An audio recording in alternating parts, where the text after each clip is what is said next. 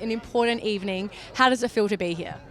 I feel great. I feel great being in the top 100 gays of the year, according to Out 100, alongside such incredible other queer people.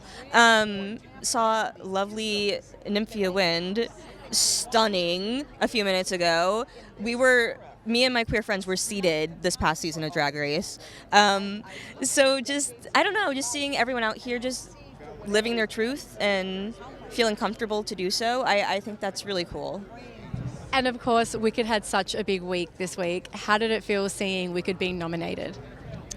It felt incredible. All the hard work that so many people put into it, the cast, of course, but also so much of the crew, and obviously John, he's such a hard worker.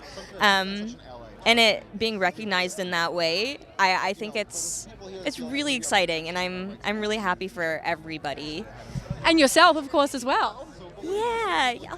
I'll give myself a little pat on the back. I was in it. Yeah. I was in the movie. Yeah. So beautiful to watch. How did you celebrate Ariana and Cynthia and John and, of course, everyone this week? Yeah, I mean, just like sharing to socials and celebrating with them that way, and just obviously congratulations behind the scenes as well. And yeah, I'm just really excited. I can't wait to see them shine even more in a year, see everyone else shine more in a year. Yeah, I'm really happy for everybody. I'm trying to remain patient because a year goes so fast. Is there anything you could tease about Wicked Part 2? Anything that fans can have a little bit of golden nugget to go through for the next year? I fear yapping will get me in trouble because a girly loves to yap. Chronically so. But there's so much more to come. A lot of characters shifting for sure. A lot more magic to come also. And stay tuned. Stay tuned, folks. And when you were filming and preparing for the press tour and things like that, and kind of getting amped up for the attention that you all were going to receive compared to when you were on the press tour, how much did it differ and how did it feel? It felt incredible. It felt, because it is something I've always dreamed of, but once I'm actually in it, it genuinely has all felt so surreal. And it's been a whirlwind. I mean, we were from one place to another, and obviously preparing before that and having the mindset before that going in of what I think it's going to be, but it feels so much different actually being there and being in it. But it's been so much fun. The fans have been so sweet. Australia, like, someone made me a little bracelet, which was really cute and sweet.